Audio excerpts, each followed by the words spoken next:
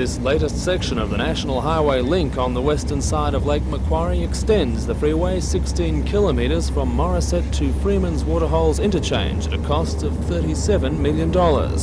Once opened, the highway will cater for much of the traffic heading for the northwest of the state, the north coast or travelling interstate. That will dramatically ease traffic congestion around Morisset, Dora Creek and Toronto. But the bypass will also have a noticeable effect on traffic as far north as Swansea, Belmont and Charlestown. Most of the work on the new section has already been completed, but the addition of final safety features and full testing should be out of the way by Easter. Mr Morris says work on this section is running ahead of schedule and the bicentennial road target is being met. What was proposed for 1988 was there would be linkages through to give a complete bypass of Newcastle by the end of 1988, and to a large extent that'll be achieved. Member for Lake Macquarie Merv Hunter says the opening of the first section of the Newcastle bypass up to Morisset has already saved lives.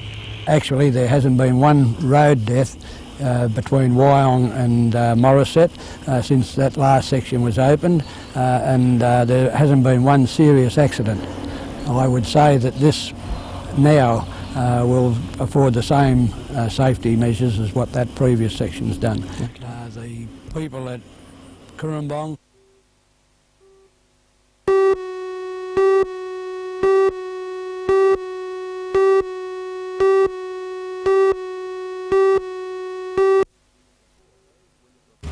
William IV owes its existence to a sizable bicentennial grant, CUP funding and considerable public support.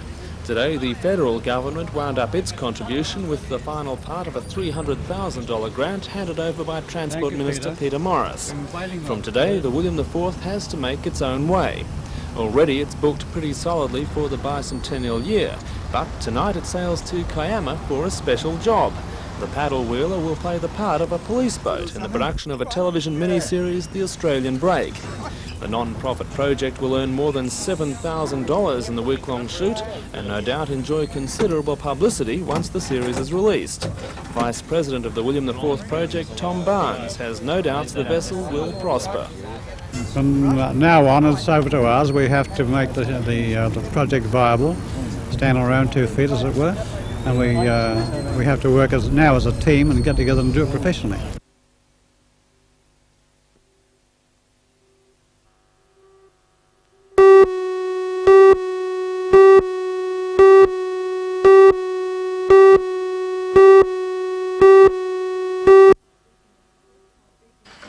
Speaking at a press conference in Gosford today, Gorokan dentist Tony Collins explained how he became interested in cancer research. He says he watched long-standing friend and colleague Steve Moskos die an obscene death from stomach cancer. He went from 14 stone down to about 5 stone. It was just sheer courage that he had to exhibit all the time. It just, while he was suffering this, it was just too hard to watch. Now Tony plans to run in the world's most gruelling foot race, the bicentennial Westfield Classic, to commemorate Steve's death and raise money for research into cancer. To train, he's been running 150 kilometres a week and finds running more comfortable by cutting the toes off his $180 joggers. All the money raised by Tony will go to the Camperdown Children's Hospital in Sydney for research. Studies should focus on the links between cancer in children and the incidence of cancer in their families and the extent of long-term damage to children cancer victims caused by chemotherapy. Dr. Michael Stevens says children may suffer stunted growth or brain and kidney problems. He says money raised by Tony will be put to good use, as children are more responsive to treatment than adults, and he says it's often possible to cure more than half the children who develop cancer. He says the Camperdown Hospital is among world leaders in developing a new technique in cancer research. By recognising that some children have chromosomes of different sizes and shapes in their leukemia cells, we can actually sort the children into different groups that have a different prognosis, a different outlook with treatment. What we do is we offer the children with a bad outlook very much more intensive therapy. We know that that's going to knock them around, but we know that we've got a better chance of curing them. The children with a good outlook, we can cut back treatment quite considerably and save them from some of the after effects of therapy that they otherwise would have had to put up with.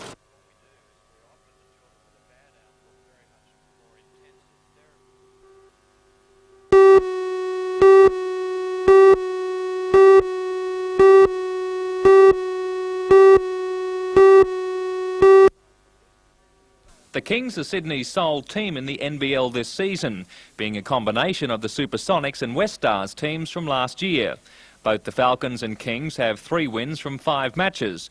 Ken Cole says Newcastle will win the game despite an ordinary start to the NBL competition. We've got rid of the hangover from the tournament. I think we've got rid of that, and I think that the team felt they turned the corner against Geelong when they were on the road and were confident of playing well last week and did. This week's been the best week's training that we've had, and I think we'll come out hopefully and move up one more rung this week.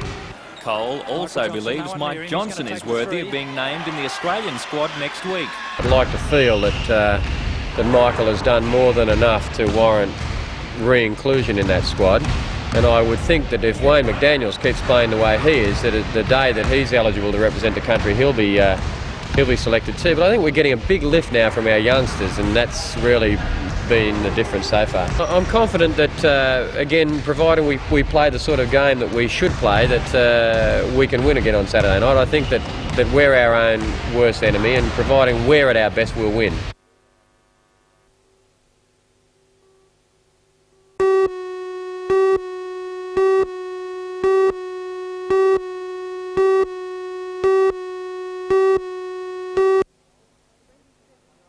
"27-year-old Craig Victor Brudelin of Charlestown is charged with the murder of 19-year-old Tracy Lee Gilbert at Woodbury.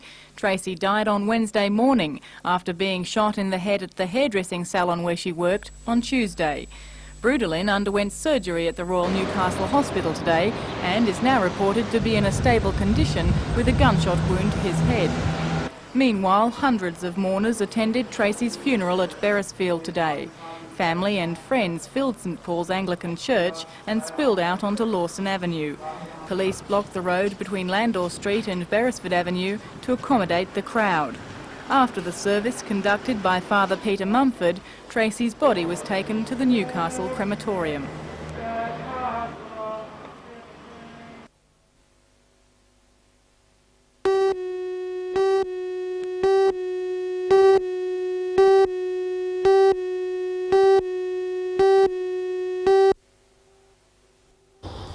A total of 8 tournaments organised by the Aboriginal National Golf Association are held every year at different centres in the state.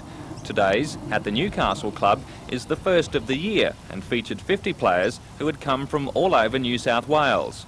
All grades of players were represented, including some with handicaps as low as 2. At the end of this year's 8 tournaments, the top 8 players will be chosen to play a Maori team in New Zealand and a Hawaiian team in Hawaii.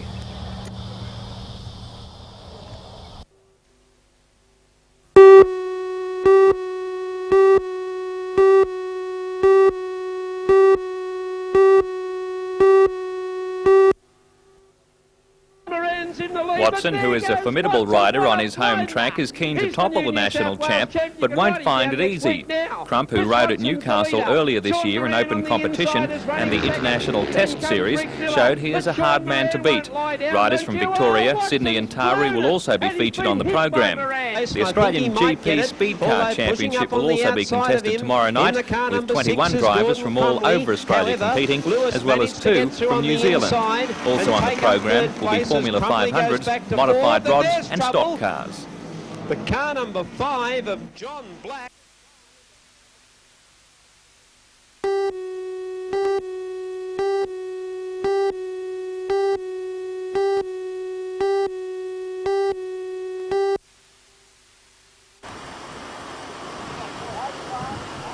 "21-year-old Jane Horsley has been diving for 9 years. The Newcastle University student made the state team after winning the New South Wales Open 1 metre title and finishing second in the 3 metre section. The Nationals will be Jane's second as an Open competitor, but her first as a state representative. Gary Stretton will compete in the 14 and 15 years age group, although he's only 13.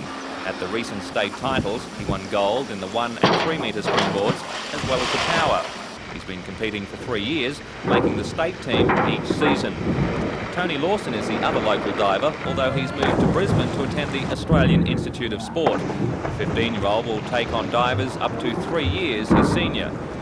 After the Australian Championships, the locals will find it tough when the Lambton Pool closes down for the winter from the 10th of April. Because there are no heated facilities in Newcastle, they will have to train in Sydney once a fortnight.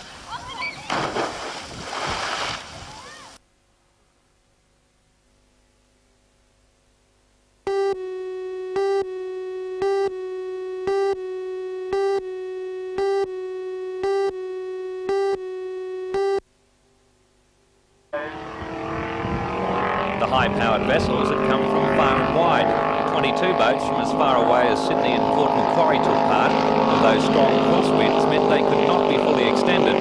One of the fastest of the day was White Warrior, driven by Brian Everson of Kempsey. In a trial run, he travelled the quarter-mile course in 11 seconds, reaching 190 kilometres an hour. In the limited hydro unblown section, John McDonald in Ghostbuster recorded almost 180 kilometres an hour, beating Tony DeLutis in Tickled Pink. A fraction slower was Barry Lee of Kempsey in Cold Fact, which downed Newcastle's Alan Legg. Next competition on the drag calendar will be the Grand National Titles at Windsor on the 10th of next month.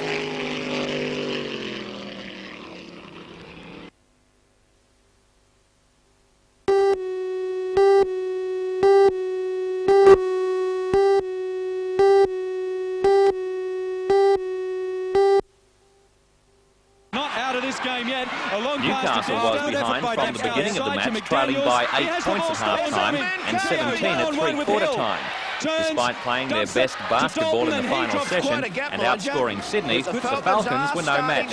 Both teams were equal on shooting averages, with Newcastle's rebounding the big letdown for the locals. Sydney also plotted plenty of three-pointers, including this beauty right on half-time. He'll shoot with a couple of seconds to go, hope to land. The only bright spot last night for the Falcons was Jerry Everett, who scored 44 points, including some glorious three-pointers. Mike Johnson also played well, scoring 33 points. Despite a great burst near the end of the match, the Kings held on to win. Newcastle now has 3 wins from 6 games, and next week take on Melbourne at the Broadmeadow Stadium. This is Dalton Bang!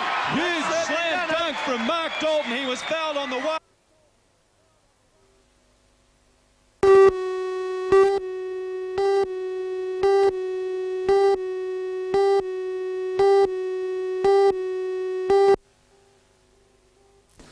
It's been some months now since plans for a $10 million cinema complex for Charlestown were first floated. The idea was put on ice after local residents petitioned the Lake Council expressing concern about traffic congestion on some of the back streets. However, after some planning changes, which include a proposal for a traffic island on Powell Street, which will restrict access to Sherburne Street, Council decided to give the complex the green light. The development will include 6 cinemas to be operated by Hoyts, 2 restaurants and offices. Sherburne Place resident Ray Hodgkins says the new traffic proposal goes a reasonable way to allaying resident fears. The council there has developed a pattern for a median strip in Powell Street which will make it impossible for traffic coming from the theatre complex to turn right and come down the hill into Powell Street. It will have to go left because of the median strip arrangement, and then through the roundabout, which will then be in existence where Powell Street meets Charlestown Road.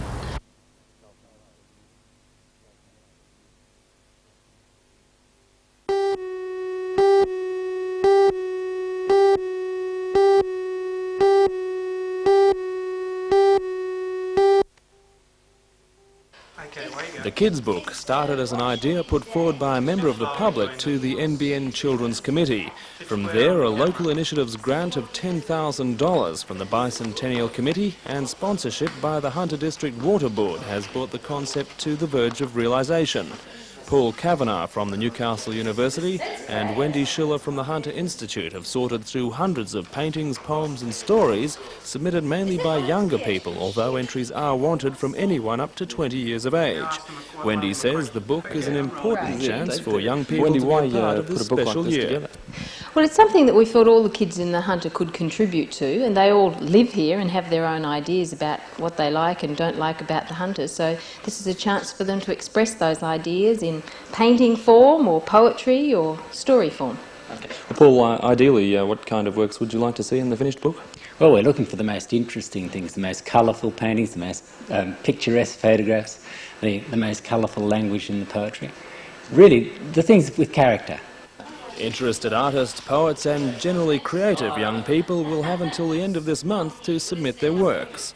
The first print run of 7,000 copies in glossy colour should be out later this year.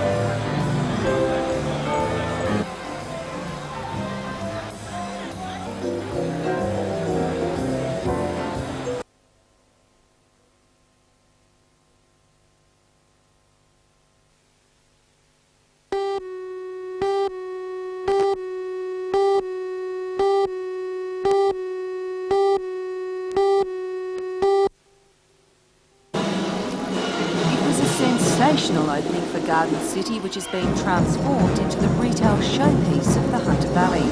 Guests were greeted by a guard of honour, courtesy of the marching koalas. Once inside, champagne flowed and there was an abundance of seafood. It was a fitting way for retailers and official guests to celebrate the long-awaited opening. The new premises are a far cry from the temporary buildings which have housed shops in recent months. Garden City's owner, AMP Properties Limited, and the retail shop owners have spent $75 million upgrading the complex. Its 6 major stores and 117 specialty shops cover 14,000 square metres of shopping space. Most of the shops will be opening for their first day of business at 8:30 a.m. today.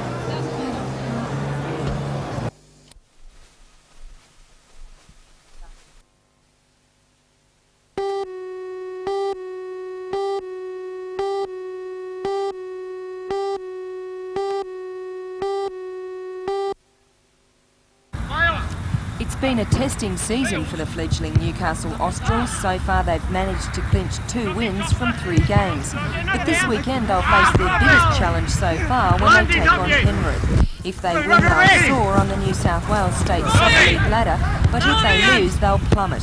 The Australs are training hard for the game and are in good form. But coach Willie Gallagher admits that Saturday's game will be the hardest test yet. Well, I think it'll be a hard game, but every game will be a hard game for us, as I say, because we're still sort of finding our way.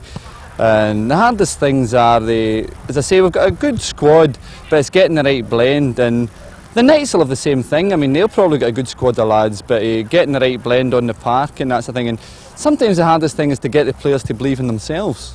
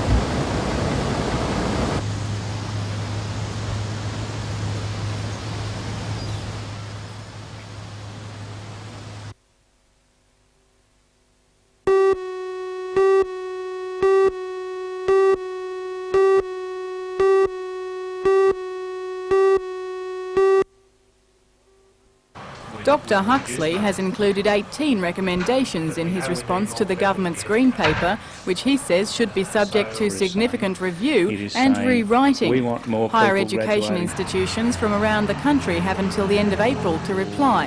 In July, the paper will then be reissued as a white paper after responses have been considered. That should then become government policy. Dr Huxley says the Green Paper has 3 serious deficiencies. He says it fails to prove a correlation between a unified system and increased economic or social well-being, and fails to deal with the need to maintain quality. He says the government wants more people to graduate, but won't spend more money. They have a view of education, that education is only sensible, good, right, proper, all the things you might talk about, if it's actually producing people who can go out and earn more money and make the country more wealthy. And that's very important, but to have the idea that that is all education is about, it would be to produce people and produce a society which has no interest in aesthetic things, in cultural things, in education for its own sake. He says the paper also fails to prove the need for structural change to cope with growth, and says although there are benefits for consolidation, it still needs to be decided if the benefits outweigh the costs. The Green Paper also includes a redundancy package. Dr Huxley has suggested his staff make sure they're a member of a union. I believe that it's important that when major changes are being considered, that each individual has the major protection that's available to them.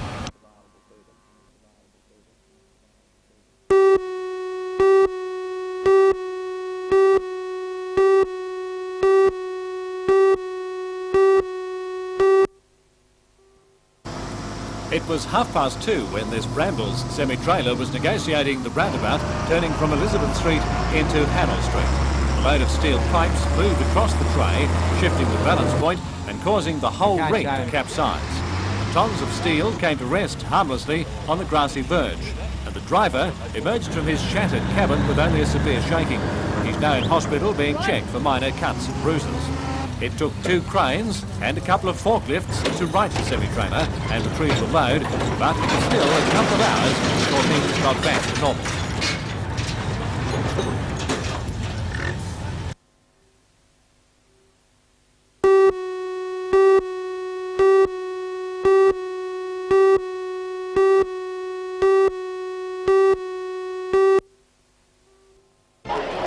Tonight we'll bring you the story of a theatrical demonstration by people opposing the closure of Morisset Hospital and other mental institutions around the state. The demonstrators marched down Hunter Street and delivered a coffin at Lombard House. For all the news, join us tonight at 6.